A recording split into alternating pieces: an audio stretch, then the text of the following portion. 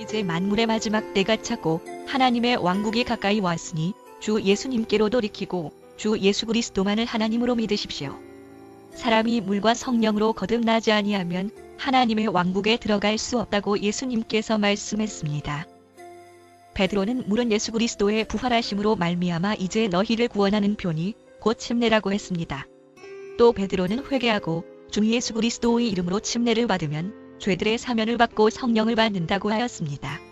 침례는 예수 그리스도와 연합하는 행위이고 죄의 몸을 멸하는 행위이며 그리스도와 함께 죽고 장사 지내고 다시 태어나는 의식입니다. 예수 그리스도 이름으로 받는 침례는 그리스도로 옷을 입는 행위이며 손으로 하지 않는 할례이며 침례로 그리스도와 함께 일어났다고 했습니다. 사도와 제자들은 성부 성자 성령이라는 타이틀이 아닌 아버지 되시고 아들 되시며 성령 되시는 오직 주 예수의 이름으로만 침례를 베풀었습니다. 사도와 제자들은 단 한 번도 머리에 물을 붓거나 뿌려본 적이 없었습니다. 복음을 듣고 믿는 자들은 그 즉시 주 예수 그리스도의 이름으로 침례를 받았습니다. 오순절날 복음을 들었던 디아스포라들도, 제자 빌립에게 복음을 들은 사마리아인들도, 그리고 이디오피아 내시 간디게도, 다마스쿠스에서 주를 만난 바울도, 제자 아나니아에게, 백부장 고넬료와 그의 식졸들도, 빌립보 자주색 옷감장사 루디아와 그녀의 가족들도, 빌립보 감옥 간수와 그의 가족들도, 마게도니아 지역 회당의 우두머리 치리자 그리스보와 그의 가족들도, 이미 침례자 요한에게 침례를 받았던 12명의 침례자 요한의 제자들도 복음을 듣고 그 즉시 다시 주 예수 그리스도의 이름으로 침례를 받았습니다. 사도와 제자들은 단 한 번도 6개월 후나 새신자 교육 후에 침례를 베푼 적이 없고 믿는 즉시 예수님의 이름으로 침례를 베풀었습니다. 이제 우리는 잘못된 교리와 전통을 버리고 사도들의 가르침대로 예수님만을 하나님으로 믿고 예수님의 이름으로 죄를 씻는 침례를 받아 성경적인 방법으로 거듭나야 합니다. 또한 거듭난 사람들은 주님이 오시는 그날까지 날마다 성결한 삶을 살아야 합니다. 예수님께서는 제자들에게 온 천하에 복음을 선포하고 믿는 자들에게 침례를 베풀라고 명령하셨습니다. 거듭난 예수님의 제자라면 누구나 복음을 믿는 자들에게 그 즉시 예수님의 이름으로 침례를 베풀어 죄들을 씻어주어야 합니다. 예수님께서 믿고 침례를 받는 자는 구원을 받고 믿지 않는 자는 정죄를 받는다라고 하셨습니다. 제발 교리와 전통보다 성경대로 믿고 순종하십시오. 지금은 우리의 구원이 처음 믿을 때보다 더 가까워졌습니다.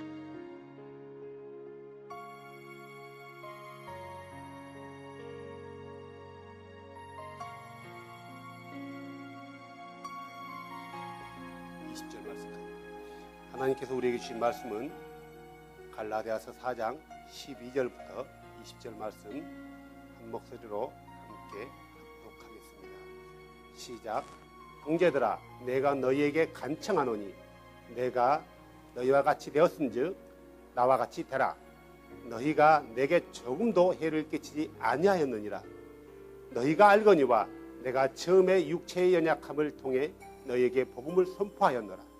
내 육체 안에 나를 시험하는 것이 있었을 때 너희가 그것을 업신여기지도 아니하고 거부하지도 아니하였으며 오히려 나를 하나님의 천사같이 곧 그리스도 예수님같이 받아들였도다.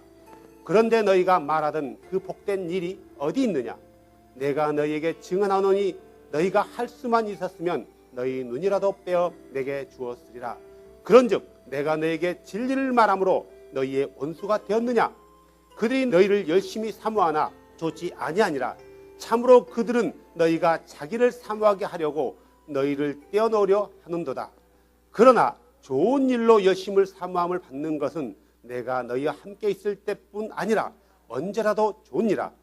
나의 어린 자녀들아, 너희 속에 그리스도께서 형성되실 때까지 내가 다시 너희를 위해 해산의 수고를 겪노라. 내가 이제 너희와 함께 있어 내 목소리를 바꾸기 원하노니 나는 너희에 대하여 의심하노라. 아멘. 자리에 앉아주시기 바랍니다.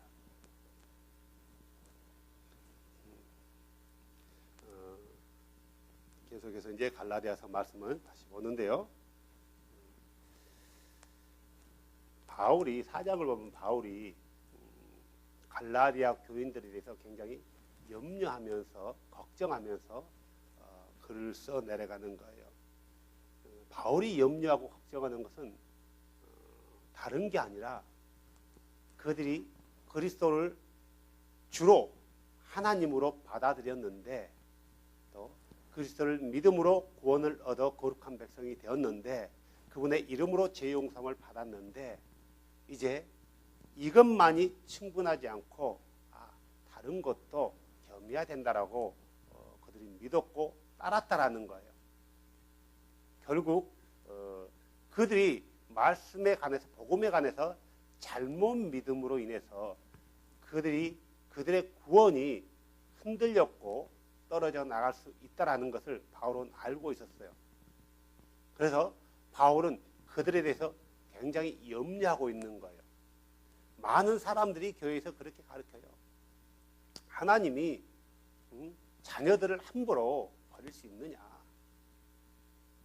우리가 한번 구원받았으니까 영원히 구원받는다.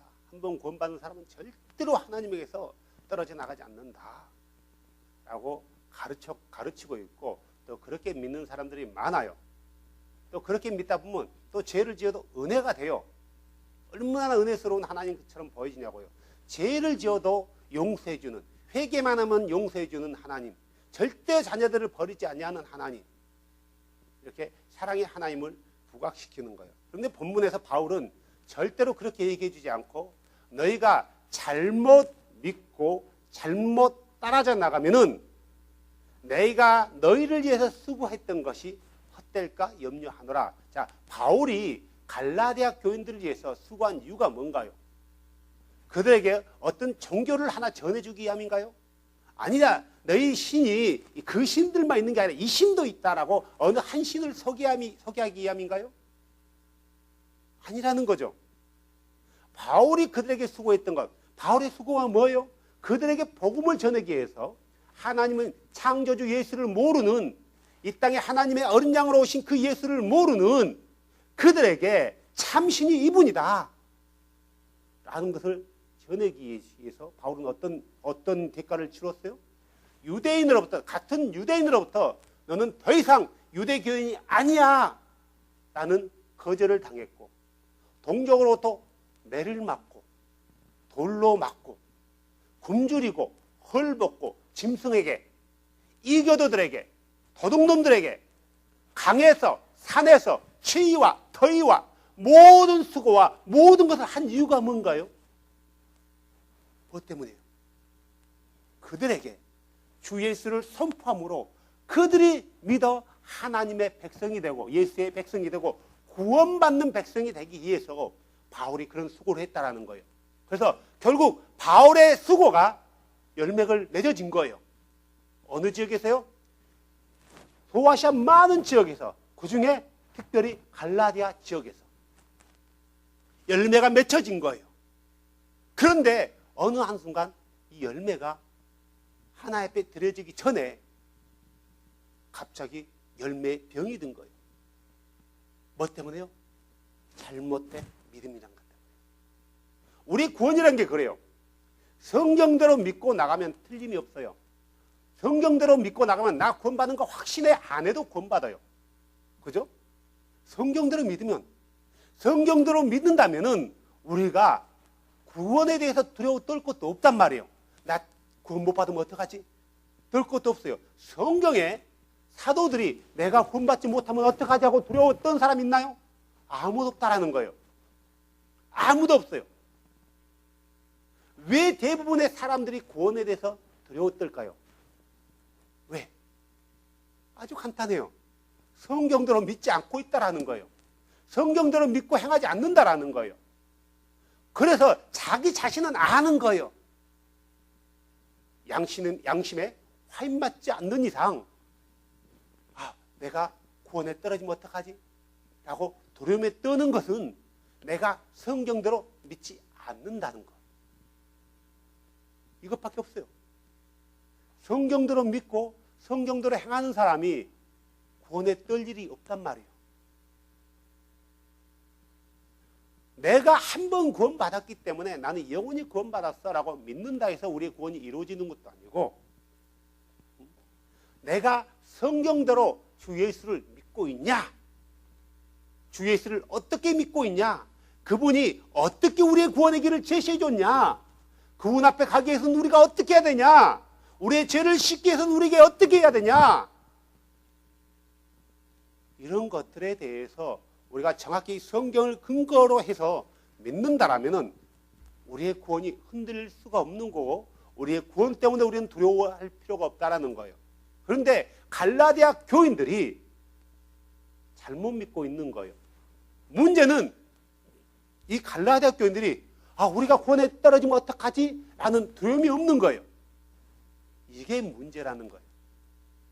왜 그랬겠어요? 왜 갈라디아 교인들이 구원에 떨어져 나갈 수 있는데 우리는 이러다 우리가 구원에 떨어져 나가면 어떡하지? 라는 두려움이 없었나요? 거짓 잘못된 복음이 이게 진실이다라고 믿었기 때문에, 이렇게 믿어야 구원 얻는다라고 하니까 그런 줄 알았기 때문에 두려워하지 않는 거였어요. 만약에 내가 이렇게 믿는 것이 우리가 구원에 떨어져 나간다라면은 그들은 두려워했을 거란 말이에요. 그래서 바울은 그들에게 4장에서 편지 쓰면서 그래요. 너희를 10절에 그러잖아요. 내가 너희를 위하여 헛되이 수고하였을까? 내가 염려하노라. 너희로 인해 염려하노라. 이들에게 복음을 전하기 위해서 얼마나 많은 대가를 지불했냐고요. 자, 그러면서 12절에 이렇게 하잖아요. 형제들아. 여전히 그들은 바울에게 형제였어요. 아직 끝나지 않았거든요. 아직 그들이 완전하게 그리스도께로 돌아선 게 아니거든요. 그게 잘못된 것이 옳은 줄 알고 따라가고 배우고 있는, 러닝하고 있는 중이에요. 그런데 많이 그들이 각도가 틀어진 건 사실이에요.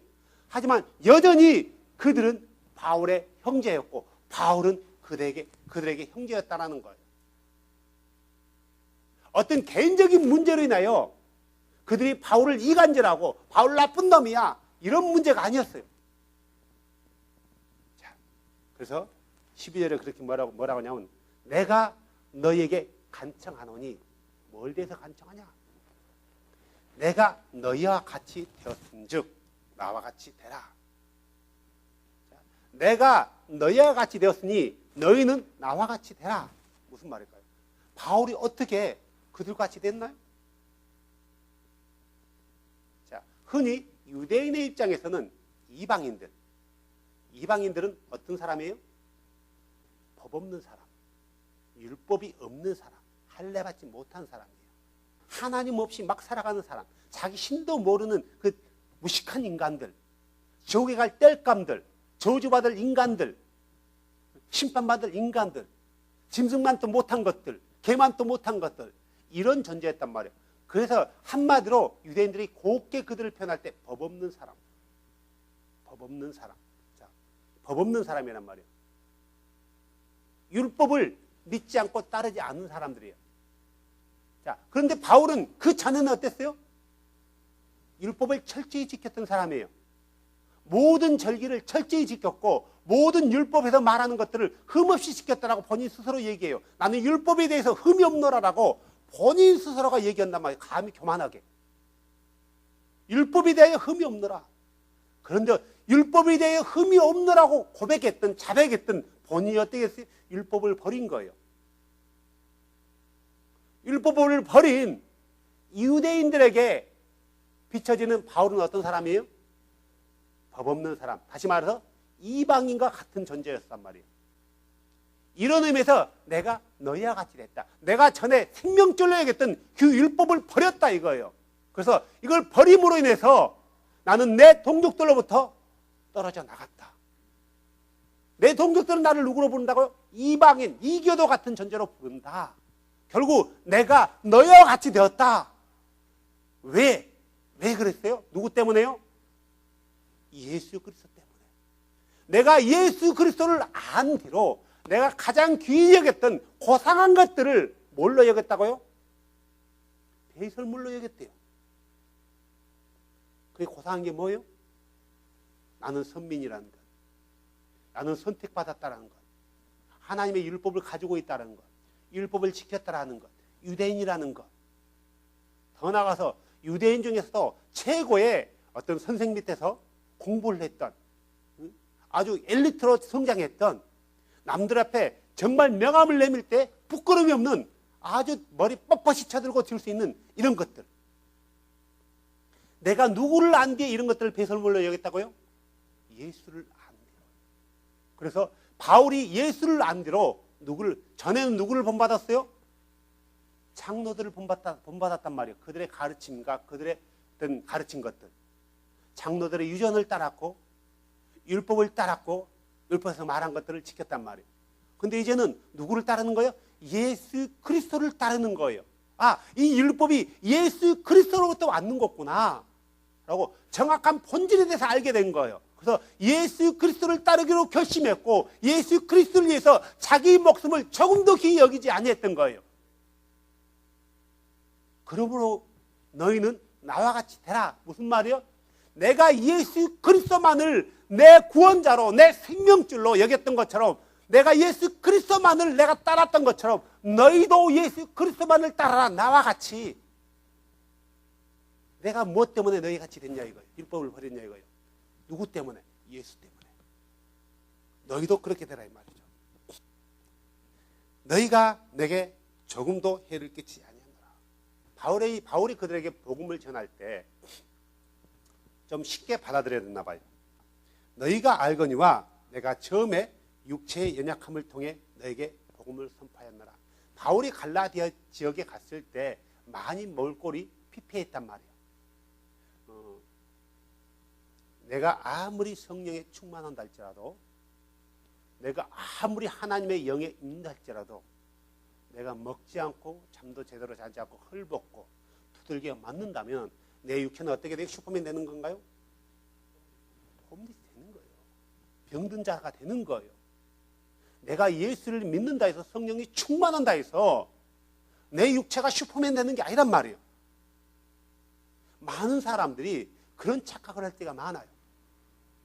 내가 예수 믿는 것에 의해서 두들겨 맞을 때 아프고 피가 흘려요. 복음 전하러 다니면서 없어서 못 먹고 굶주리고 헐벗고 하면은 내 멀거름 피폐하게 돼 있어요.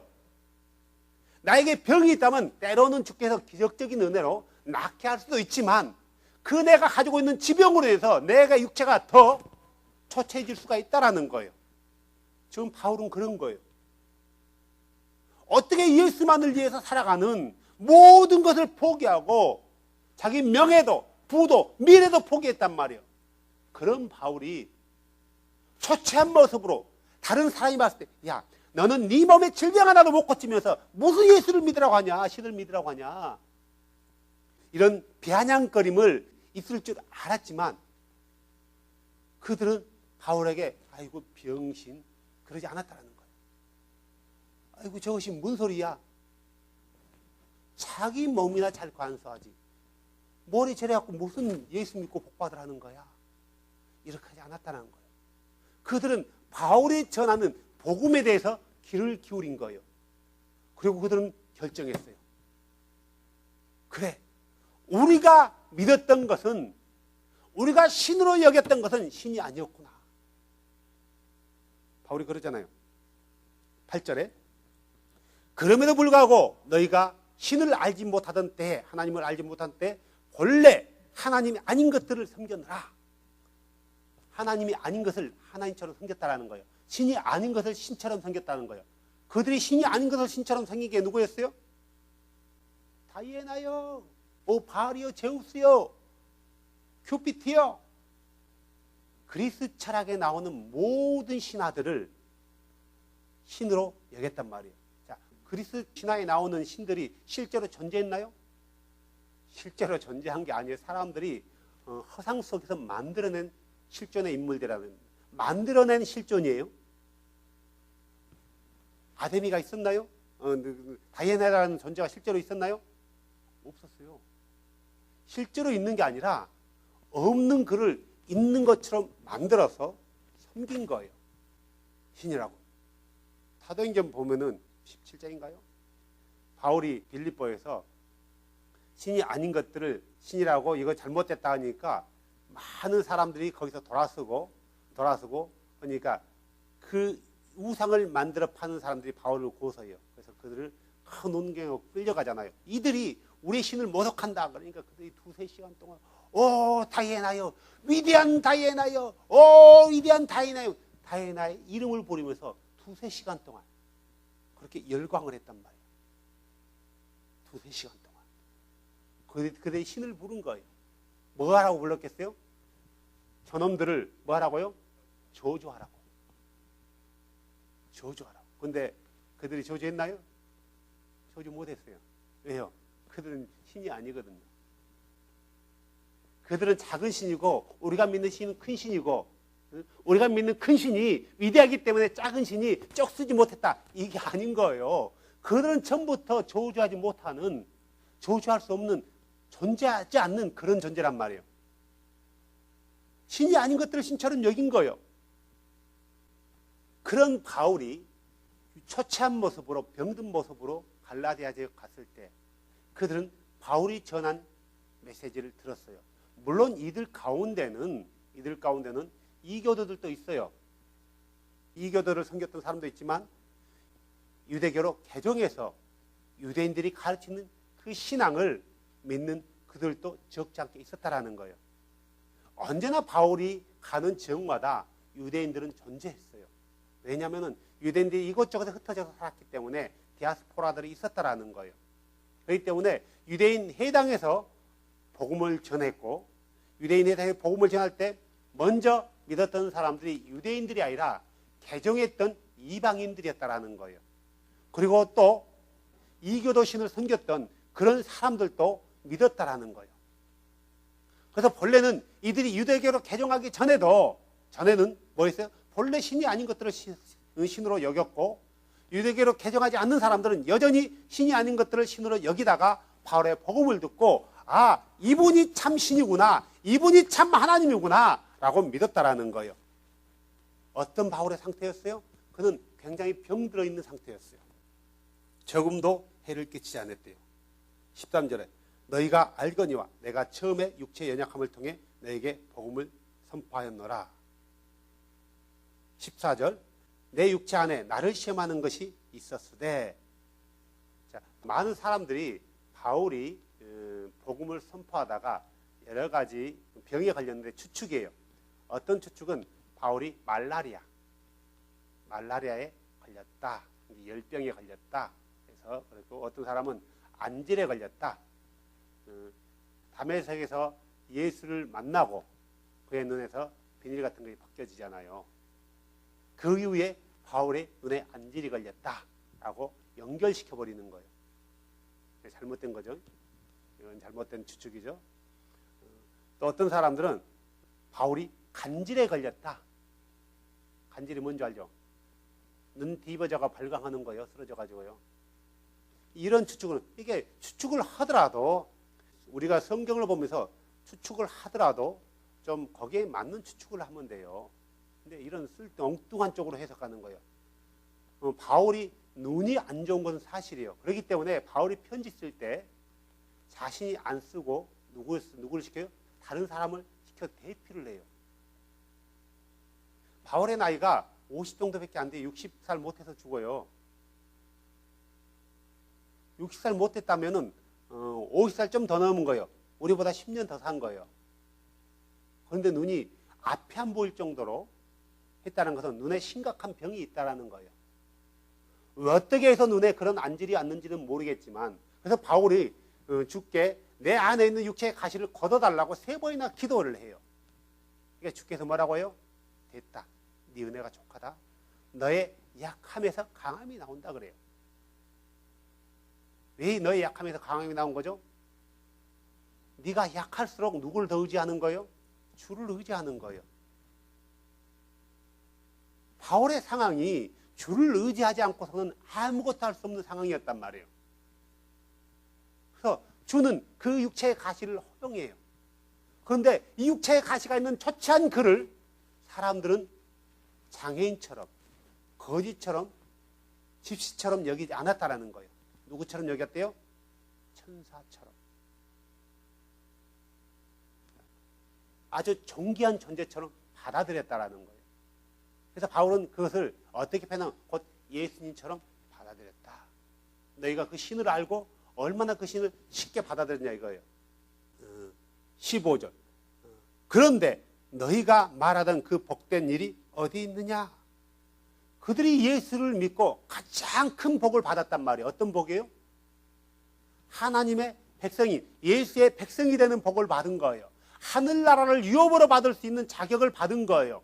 그들의 모든 죄를 씻는 거예요. 죄 씻음을 받은 사람처럼 복된 자가 없단 말이에요. 그런 복을 받은 거예요. 그런데 지금 너에게 그런 복들이 어디 있느냐 이거예요. 무슨 말이에요? 그들이 왔던 길에서 돌이켰다라는 거예요. 그 받았던 복을 발로 찼다라는 거예요. 거부하고 있다라는 거예요. 자, 복된 일이 어디 있느냐? 내가 너에게 증언하노니 너희가 할 수만 있었으면 너희의 눈이라도 빼어 내게 주었으리라.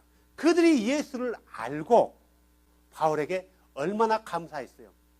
당신이 아니었다면 우리 여태까지 신이 아닌 것을 신처럼 여겼을 거고, 당신이 아니었다면 우리 여전히 이 교도의 교리 가운데 있다가 우리는 주의 심판을 받을 수밖에 없었을 것입니다. 그런데 당신이 우리에게 구원의 소식을 전해줬습니다. 당신이 예수 그리스도의 간에서 우리에게 선포했습니다. 당신에게 우리가 할 수 있는 게 뭡니까? 당신의 눈이 나쁜데, 눈이 안 좋은데 우리 눈이라도 빼주고 싶은데. 그들에게 있어서 바울은 어떤 존재였어요? 생명의 은인이었어요. 영혼을 주 예수께로 인도하는 안내자였고, 영원하신 주, 하늘과 땅을 창조하신 예수, 유대인들에게 율법을 주셨던 예수, 그 하나님이 영광의 보좌를 버리고 육체 안으로 오셔서 하나님의 어린 양이 되어서 세상 모든 사람들의 죄를 사하기 위하여 십자가에서 피 흘리셨는데, 그분을 서게 해주었단 말이에요. 그분을 알게 해주고 그분을 믿게 해줬어요. 그들에게 있어서 바울은 생명의 은인이었어요. 너무나도 귀한 존재였어요. 마치 누구와 같은 존재였어요? 천사와 같은. 마치 누구와 같은 존재였어요? 그리스도와 같은 그런 존재였단 말이에요. 그들에게 있어서 너무나 귀한 존재였어요. 너무나 얼마나 귀했으면 그들의 눈이라도 빼어줄 것 같다는 거예요. 너무나 존재했다는 거죠. 그런데요, 16절. 그런즉 내가 너희에게 진리를 말함으로 너희의 원수가 되었느냐. 진리를 말함으로 원수가 됐다라는 거예요. 진리를 말함으로. 무슨 소린가요? 많은 사람들이 착각하는 게 있어요. 착각하는 게, 나는 지금 진리대로 믿고 있다라는 거예요. 진리대로 믿고 있다. 그래서 나는 전혀 문제 없다라는 거죠. 우리가 아는 메시아닉이라는 요 수년 들어서 갑자기 부각하는 어떤 한 교단이 있죠. 메시아닉.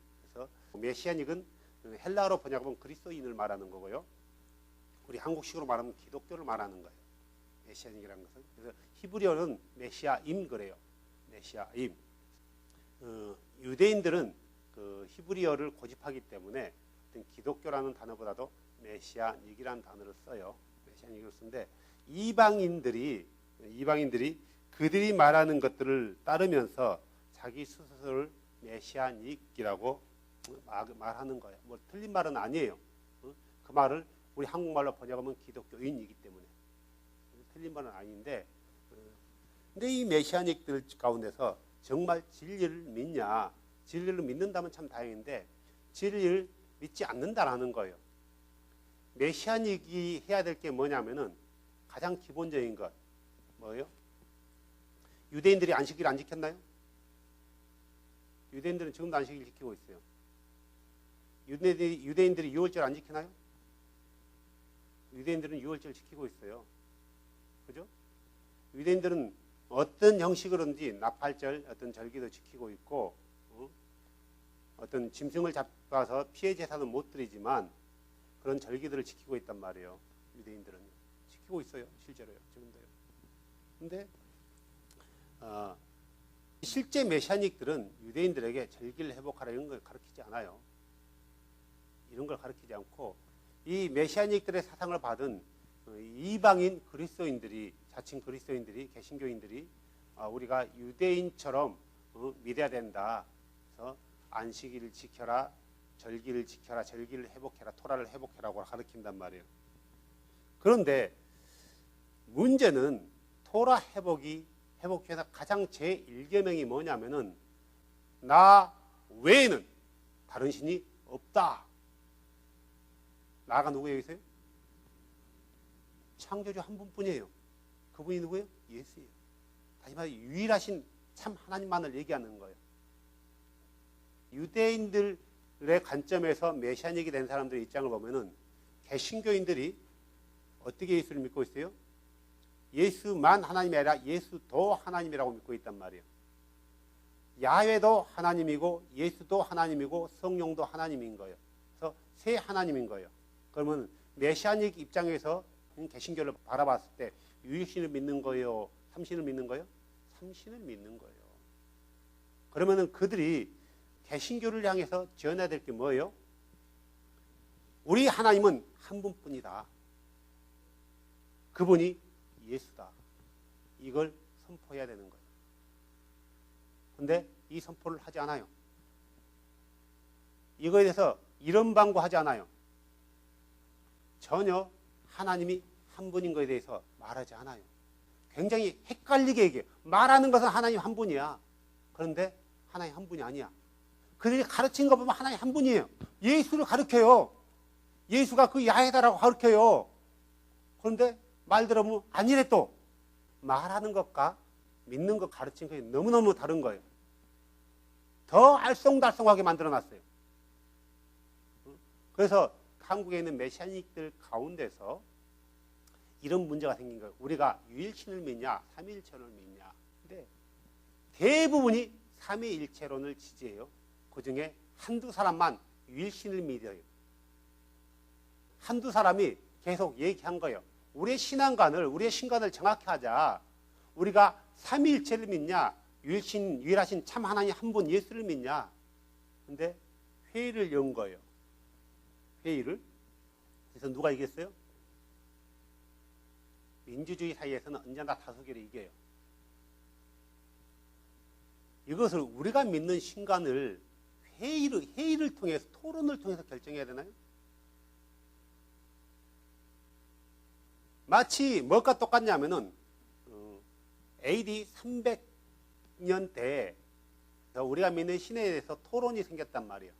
아리우스주의와 삼위일체론에. 그래서 아리우스주의는 예수는 참신이 아니고 피조된 신이다 라고 믿었단 말이에요. 아리우스는. 그러다 보니까 예수는 참신이다.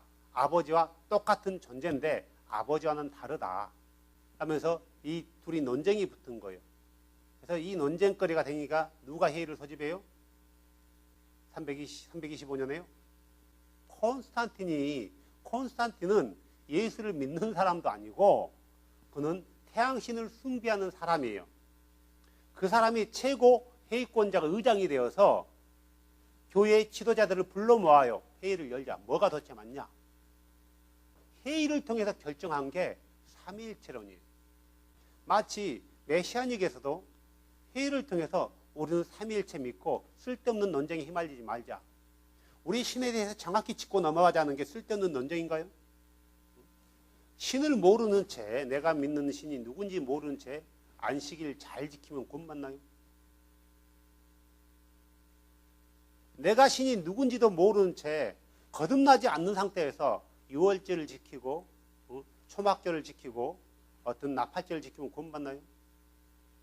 그렇다면 왜 주께서 그 잘 믿고 있는 고넬료에게 복음을 듣게 했어요? 우리 유대인보다 더 경건했던 사람이 고넬료예요. 그는 부장이면서 유대교에서 가르치는 모든 것을 지키면서 유대인들에게 칭찬을 들었던 사람이에요. 유대인뿐만 아니라 그 지역 사람들에게 칭찬 들었던 사람이 고넬료예요. 그래서 고넬료를 가리켜서 경건한 사람이라고 성경은 그를 인정해요. 그 경건한 사람에게 뭐가 필요해서 구원을 받으라고 예수를 전하냐고요. 왜 그러냐고요. 참신인 예수를 알지 못하면 구원이 없기 때문에 그렇다라는 거예요. 아무리 그가 자기 몸을 불사르게 내어준다 할지라도, 아무리 산과 들과 바다를 건너서 아름다운 일을 한다 할지라도 그가 믿는 신이 누군지에 대해서 정확히 알지 못한다면은 그가 말하는 게 수고라는 거예요. 이것을 알지 못한 채 유월절 지키고 안식일 지킨다면 그 안식일과 유월절이 그의 구원과 무슨 상관이 있냐고요. 이게 메시아닉의 큰 문제점이에요. 얼마 전에 그런 발표를 했대요. 뭐라고 했냐면 우리 메시아닉 공동체는 오직 성경만을 따른다. 그런데 사람들이 만들어 놓은 교리와 전통도 따른다. 라고 공포를 했대요. 정확한 내용은 내가 보지는 않고 듣기만 했지만, 그렇다면은 이것은 진리를 따르는 게 아니죠. 사람들이 만들어 놓은 전통과 교리는 진리가 아니에요. 그래서 그건 진리가 아니다. 우리 하나님은 한 분이다. 라고 말하니까 그들과 원수가 되어버린 거예요. 성경대로 예수님의 이름으로 침례를 받자. 예수님의 이름으로 침례를 받아야 이게 정상적인 게 아니냐. 라고 하니까 원수가 되어버린 거예요. 그 메시아닉에서 말하는 소수의 사람들이. 물론 그가 이 두 가지만 얘기한 게 아니라 몇 가지 더 얘기했지만, 본질이 아닌 것도 얘기했지만, anyway. 요즘 시대도 마찬가지예요. 요즘 시대에도 진리를 말하고 옳은 것을 얘기하면은 사람들은 뭐라고 얘기하냐면은 너는 얼마나 잘 믿고 너는 얼마나 잘 살고 있냐 이거예요. 이렇게 따진다라는 거예요. 내가 잘났기 때문에 잘 믿자고 하는 게 아니라 내가 못났기 때문에 우리가 잘 믿어보자라는 거예요. 성경대로 믿어보자라는 거예요. 많은 목사들이 진리를 알고 있어요. 진리에 치지 못하는 이유는 뭐예요? 원수 될까 봐 그걸 못하는 거예요. 만약에 이 밴쿠버 지역에서도 마찬가지예요. 우리 이제 가장 큰 교회 그레이스 모교회에서 그 담임 목사가 성경은 예수님의 이름으로 침례 받아야 됩니다. 라고 얘기하면은 그 사람들이 거기에 대해서 뭐예요? 원수처럼 여길까요? 아니요, 받아들여요. 성경에 있는 걸 제시해 주면 그렇구나. 역시 우리 박신임 목사님이야, 박 목사님이야 라고 얘기한단 말이에요. 그것도 박씨고 나도 박씨지만. 그런데 더 나가서 왜 예수 이름으로 침례를 받았을까요? 그분만이 하나님이기 때문입니다. 우리가 지금까지 믿었던 삼위일체는 이교도의 것이었습니다. 신이 아니었습니다. 라고 하면 어떻게 될까요? 문제가 심각해지는 거예요. 물론 그 중에서 소수는 믿고 따를 사람이 있어요. 어떤 사람이요? 진리를 따르고자 하는 사람과 그 목사님을 신처럼 여기는 사람들. 진리를 따르고자 하는 사람, 말씀을 몰랐는데 그가 말씀을 가르쳐 주니까 그 말씀이 진짜였구나 라는 사람, 소수의 사람과 또 한 부류에서는 그 목사님을 신처럼, 신의 대리자처럼 여기는 사람들, 맹목적으로 따르는 사람들, 아주 소수예요.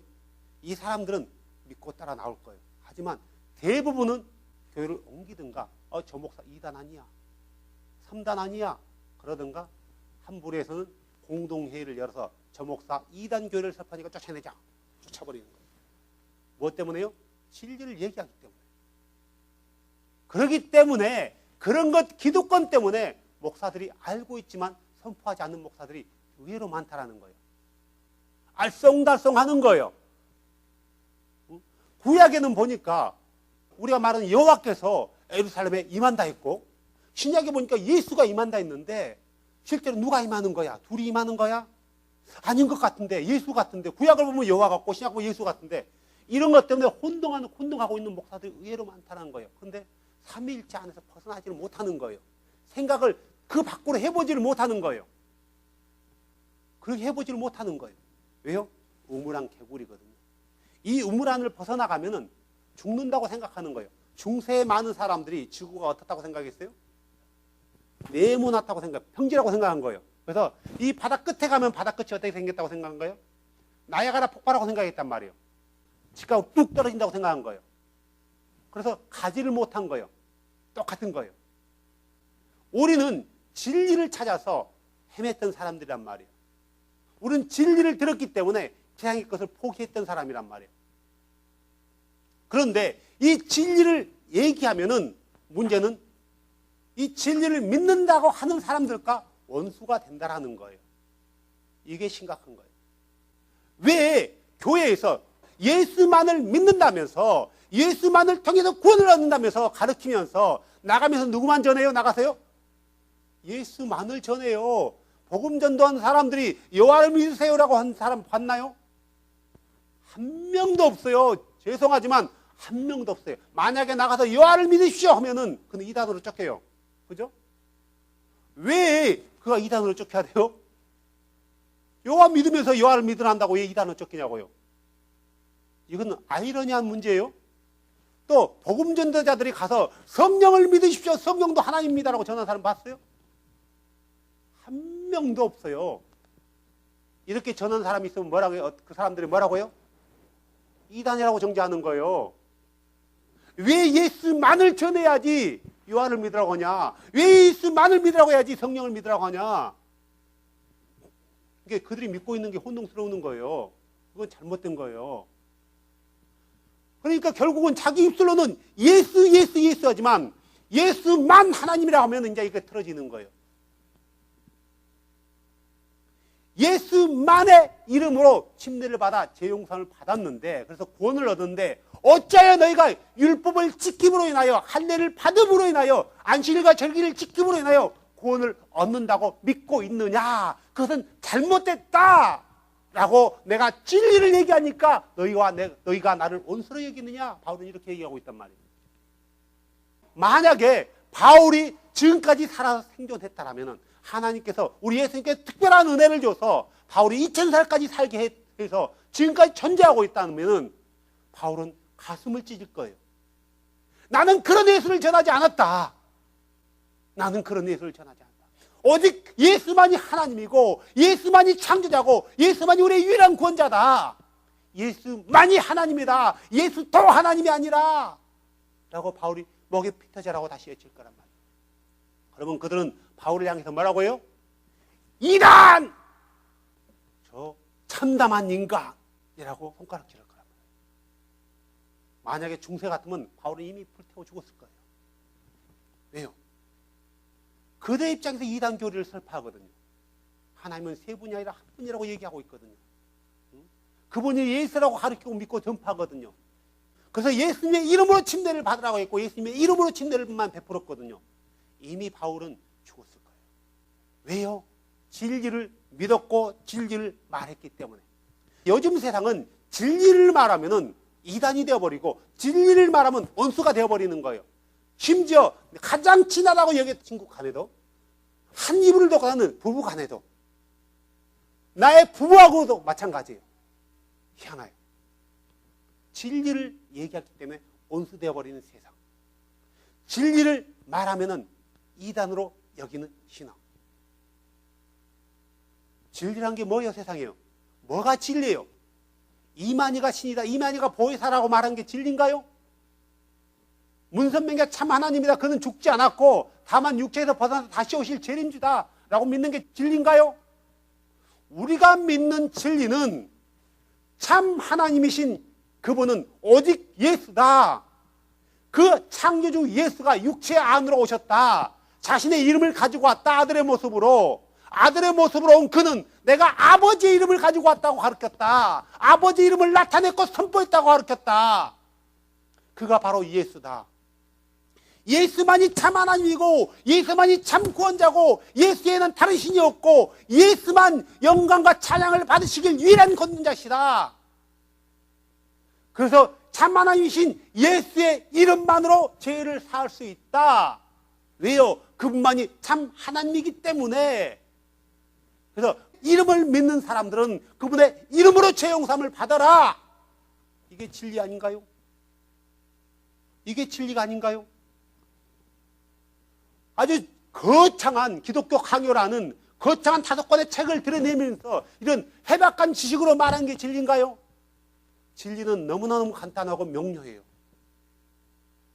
한마디로 예수만이 참 하나님이기 때문에 참 하나님이신 그분의 이름으로만이 죄 용서함을 받을 수 있다.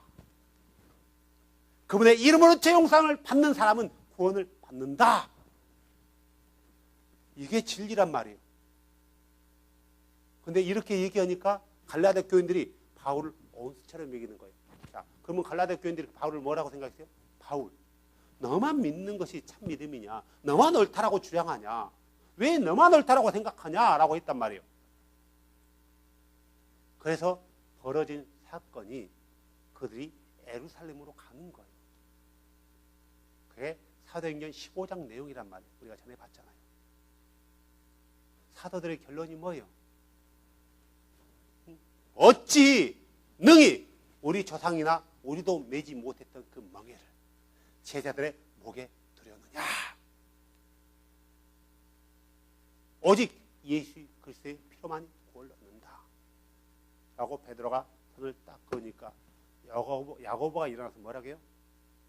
우상 숭배야, 피를 먹는 것만 금해라.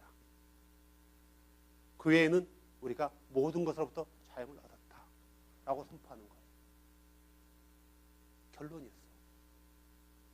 정확히 선을 그어줬단 말이에요. 어디서요? 사도들이요. 나만 이렇게 믿는 게 아니다. 예수를 믿는 모든 사도들과 모든 제자들이 이렇게 믿고 있는 거다 라는 사건의 결론에 증명하는 것이 바로 사도행전 15장 사건이란 말이에요. 그런데 그들이 진리를 말하니까 그를 진리를 말하는 사람을 온수처럼 여겼다. 그들에게 진리 생명의 예수를 전해준 사람을, 구원의 길을 제시해주고 하나의 백성이 되게 한 사람을 온수처럼 여겼다는 것은 큰 문제라는 거예요. 바울에게 있어서는 그들은 형제예요. 형제. 그리스도인이 먼저 된 형제. 너무너무 중요한 사람이에요. 바울은 그들을 위해서 얼마나 열심히 수고했어요. 그래서 바울은 다시 이렇게 얘기하잖아요. 그들이, 여기서는 그들이라는 것은 율법을 지킴으로 안식일과 모든 절기 할례를 지켜야만이 구원을 얻는다고 가르치는 율법주의자들이에요. 바리새파 율법주의자들. 자, 그들은 너희를 열심히 사모하나 좋지 아니하니라. 결국 그들이 너에게 막 가까이 가서 너에게 친하게 하고 막 하는 것은 좋은 목적이 아니라 너희를 그리스도와 분리하기 위함이다 라고 얘기하는 거예요. 근데 결국 그들은 그리스도를 안 믿는 게 아니라 믿고 있다는 거예요. 결국 그리스도와 분리되는 게 뭐냐? 잘못된 믿음을 쫓아가는 거예요. 예수를 믿는다 해서 그리스도와 연합된 게 아니라 예수를 믿어도 성경대로 믿지 않고 잘못된 믿음을 믿는다라면 그리스도와 분리되는 거고 그리스도께로부터 돌아서는 거라고 바로 얘기한단 말이에요. 교회 다니고 안 다니고의 문제가 아니었단 말이에요. 그들은 여전히 교회 안에 머물러 있는 거예요. 그죠? 갈라디아서 1장 6절. 그리스도 은혜 안으로 너희를 부르신 분을 너희가 이렇게 속기 떠나 다른 복음으로 옮겨가는 것을 내가 이상히 여기노라. 자, 그러면 이렇게 속기 떠났다는 것은 그들이 예수를 안 믿고 다른 교회로 옮겼다는 건가요? 여전히 그 교회에 있다라는 건가요? 그들은 여전히 그 교회에 있었어요. 그죠? 그들의 신앙이 체인지 돼버린 거예요. 믿음이 바뀌어버린 거예요. 잘못된 믿음으로요. 바울은 그걸 가리켜서 뭐라고 했냐면은 속기 떠났대요. 누구를요? 예수를요. 그리고 다른 복음으로 옮겨갔대요. 근데 여전히 그들은 그 교회 안에 같은 주소에 같은 시간에 같은 모든 사람들과 모여 있어요. 전혀. 결국 뭐냐면은 우리가 교회 안에 있는다 해서 참 진리를 믿는 게 아니라 성경대로 믿지 않으면은 그리스도를 떠난 거고요. 성경대로 믿지 않으면 다른 복음으로 옮겨가는 거예요. 우리도 마찬가지란 말이에요. 우리도요. 그들이 너희를 열심히 사모하나 좋지 않다. 이게 좋은 목적으로 사모한 게 아니라 그리스도와 분리시키고 자기들의 교리를 설파하기 위해서 예수는 믿지만 자기들의 교리를 설파하기 위해서 갈라디아 교인들, 다시 말해 고린도 교회도 마찬가지고 골로새 교회도 마찬가지고 에베소 교회도 마찬가지고 소아시아의 모든 교회에 이런 쓴뿌리들이 이런 잘못된 거짓 형제들이 교회 안에 침투했다라는 거예요. 자, 열심히 사모하나 좋지 아니하니라. 참으로 그들은 너희가 자기들을 사모하게 하려고 너희를 떼어놓는다. 무슨 말이에요? 자, 그들은 자기들이 가르치는 교리를 따르게 하기 위해서 너희들을 그리스도와 떨어뜨려 놓은 일을 하고 있다는 거예요. 그리스도가 무엇을 가르쳤는지 중요하지 않아요. 그들에게는요. 그리스도가 안식일을 지켰냐 안 지켰냐, 그리스도가 할례를 받았냐 안 받았냐, 그리스도가 유월절을 지켰냐 안 지켰냐 이게 중요하지 예수 그리스도께서 뭘 가르쳤냐가 중요하지 않는 거예요. 그리스도가 왜 할례를 받았는지에 대해서 생각하지 않는 거예요. 왜 할례를 받았어요? 그리스도가요? 율법 아래에 있었기 때문에 right. 그리스도는 율법을 어겨본 적이 없어요.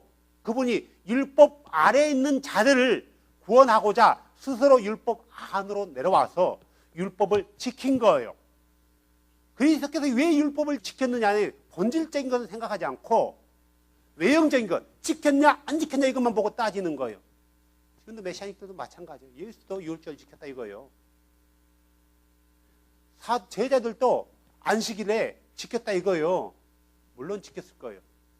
물론 지켰다고 봐요. 왜 지켰냐 이거예요. 그 안식일을 제자들은 구원과 연결시켰냐? 아니냐 이거예요. 그리스도 안으로 들어오는 사람은 6월 안식일과 구원하고는 별개의 문제가 되는 거예요. 6월 안식일이 필요 없다는 걸 말하는 게 아니에요. 안식일은 우리의 구원을 흔들어 놓지 못하는 거예요. 사도들이 안식일 지켰다. 안 지키면은 우리는 뭐 한다고요? 구원받지 못한다고 가르치고 있는 게 이게 문제라는 거예요. 지금 시대도 마찬가지예요. 어떻게 보면은 지금 가르치는 메시아닉들은 갈라데 교회에 몰래 들어오는 바리새파 그리스도인과 똑같다는 거예요. 다만 그들이 할례만 내치지 않을 뿐이지 모든 것은 똑같아요. 18절 그러나 좋은 일로 열심히 사모함을 받는 것은 내가 너희와 함께 있을 때뿐만 아니라 언제라도 좋다. 좋은 일로 그들을 그리스도 안에서 든든히 세워주고 그리스도의 장성한 분량만큼 이룰 수 있도록 온전케 하기 위해서 그들을 사모하는 것은 좋다라는 거예요. 어떻게 하든 예수 그리스도의 사람으로 세워나가는 건 좋은데 근데 그들의 목적은 예수 그리스도의 사람으로 세우는 게 아니라 다른 목적이었다는 거예요. 19절 나의 어린 자녀들아 너희 속에 그리스도께서 형성되실 때까지 내가 다시 너희를 위해 해산의 수고를 겪노라. 다시 시작하자는 거예요. 우리의 믿음이 잘못되면 그 믿음을 다시 시작해야 되는 거예요. 다시 바로 잡아야 돼요. 엄마 뱃속에서 태어나는 아이도 고통이지만 그 아이를 품고 있는 사람도 고통을 겪고 있다는 거예요. 한 아이가 세상에 태어나는 것은 그 아이보다도 그 아이를 품고 있는 엄마의 고통이 더 크다라는 거예요. 바울은 그리스도 안에서 한 생명이 태어나는 것을 마치 해산하는 수고를 겪는다라고 얘기하고 있는 거예요. 얼마나 많은 감내를 해야 되고 얼마나 많은 수고를 해야 되는 거예요. 바울이 갈라디아 교인들을 그리스도인으로 만들기까지는 그냥 되어진 게 아니란 말이에요. 엄청난 해산의 수고를 한 거예요. 그런데 그게 물거품이 되었기 때문에 다시 바울은 그들을 위해서 전에 했던 것처럼 다시 해산의 수고를 한다라는 거예요. 다시 말해서 바울은 갈라디아 교인들을 다시 그리스도인의 장성한 분량만큼 분량하러 비행청소년으로 빠져버린 그들을 바른 길로 다시 가르치겠다라는 거예요. 근데 그 길이 쉽지 않다는 거예요. 많은 것을 인내해야 되고 감내해야 되고 고통을 겪어야 된다라는 거예요. 바울은요. 자, 그러면서 바울은 이렇게 얘기하는 거예요. 내가 20절에 내가 이제 너희와 함께 있어 내 목소리를 바꾸기를 원하노라. 지금까지 19절까지는 바울이 굉장히 그들에게 당부하고 권면하고 긍휼히 여기면서 얘기했지만 이제부터 말이 바뀌는 거예요. 그러면서 뭐라고 얘기했냐면은 내가 이제 너희와 함께 있어 내 목소리를 바꾸기를 원하노니 나는 너희에 대하여 의심하노라. 너희 믿음이 잘못됐다라고 의심하고 있다는 거예요. 인정한다라는 거예요. 그러면서 20절에 그러냐. 말하라! 율법 아래에 있고자 하는 자들아! 너희가 율법을 듣지 못했느냐? 라고 굉장히 엄해지는 거예요. 마치 부모가 자녀를 좋은 말로 타일렀는데 안 들으니까 이제 엄하게 회초를 드는 거하고 같은 맥락이라는 거죠. 바울이 이렇게 엄하게 갈라디아 교인들과 얘기하는 것도 바울에게는 어떻게 보면 모험이에요. 모험이에요. 어떤 모험이요? 내가 너무 강하게 나오면 그들이 부러질 수 있다라는 거예요. 그럼에도 불구하고 이제는 강하게 그들에게 다가선다라는 거예요. 다시 한번 복음이 뭔지에 대해서 율법이 뭔지에 대해서 바울은 갈라디아 교인들에게 가르쳐주고자 한 거예요. 왜 율법이 우리에게 필요한 건지. 진리를 말하면은 온수가 되어버리는 세상. 이때만 그런 게 아니라 이미 사도 때도 초대교회 당시도 진리를 말하면 온수가 되어버린 세상이었다라는 거예요. 한때는 진리를 말하면 온수가 되어버린 게 아니라 진리를 말하면 죽였기 때문에 오히려 숨어 다녔던 시대도 있었어요. 중세시대. 지금은 진리를 말하기 때문에 죽이지는 않아요. 그죠? 하지만 진리를 말하면 이단으로 쫓기고, 진리를 말하면 정죄당하고, 진리를 말하면 온수가 되어버린단 말이에요. 진리를 말하면 내가 지금까지 수고했던 모든 교회 목회 모든 현장에서 내가 떨어져 나가거나 그들이 다 떠나가기 때문에, 나를 원수로 여기고 떠나가기 때문에 진리를 애치지 못하는 사람들이 너무나 많다라는 거예요. 그런다 할지라도, 내 앞에 1000명이 앉아있는다 할지라도 내가 진리를 말하지 않으면은 한 사람도 구원받지 못한다라는 거예요. 진리를 믿지 않는다면, 내 앞에 있는 사람들이. 하지만 내가 진리를 말함으로해서 999명이 나와 원수됐지만 그 중에 한 명이 진리를 믿고 진리대로 따른다라면 그 한 명은 구원받을 수 있다는 거예요. 그래서 진리를 말하는 것은 너무너무 중요해요. 때로는 이 진리를 말하기 때문에 원수된 것 때문에 가슴이 아파서 내가 다시는 애치지 말아야지라는 그런 마음이 우리 안에 굴뚝같이 일어서지만, 하지만 그 반면에 내가 전하지 않으면은, 내가 외치지 않으면은 바로 예수를 믿을 사람이 어디 있냐 이거예요. 성경이 없어서 그들이 안 믿었어요? 성경이 없어서 그들이 참 하나님이신 예수를 몰랐냐고요. 왜 몰랐을까요? 가르치는 자가 없었기 때문에요. 성경이 없어서 그들이 못 믿는 게 아니었어요. 가르치는 자가 없었기 때문에, 외치는 자가 없었기 때문에 그들이 몰랐다라는 거예요. 그러면은 아는 사람이 외치지 않는다 하면은 어떻게 되는 거예요? 내가 만약에 예수가 참 하나님인 걸 알고도 외치지 않는다 하면은 성경은 말하게요, 너에게 화가 있을지어다. 화가 있을지어다. 그 화가 뭔 거예요? 그가 화가 어떤 거예요? 회초리 맞는 거예요? 심판받는다라는 거예요. 많은 사람이 비록 나를 원수로 여긴다 할지라도 주께서 나를 친구로 여긴다면은 나는 세상과 원수가 돼야 돼. 주께서 나를 친구로 여긴다. 많은 사람들이 너는 잘못됐다 인정한다 할지라도 주께서 너는 옳아, 성경대로 믿고 있어 라고 인정한다라면은 나는 주께 옳다고 인정받는 존재가 되어야 되는 거예요. 때로는 사람들이 눈에 보기에는 필경 바른 길이나 성경대로 보면 그게 사망의 길일 수 있다는 거예요. 우리는 그게 사망의 길인 걸 알았다라면은 생명의 길이 뭔지를 찾아야 되고, 그 생명의 길이 뭔지 찾았다라면은 그대로 우리는 따르면 되는 거예요. 사랑하는 여러분, 여러분이 예수만을 믿기 때문에 여러분의 가족으로부터, 여러분의 형제로부터, 여러분의 친구로부터 때로는 원수로 여김받을 수 있을 거예요. 그런다 할지라도 있어요.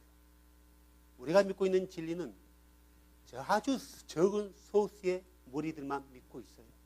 우리는 그 소수의 무리들이 어디 있는지도 잘 몰라요. 다만 우리 앞에 앉아있는 사람들밖에 모른단 말이에요. 그런다 할지라도 진리는 절대 변질되지 않습니다. 우리가 믿는 진리는 우리가 선포하지 않으면 절대 들을 사람이 없고 절대 믿을 사람이 없다라는 거예요.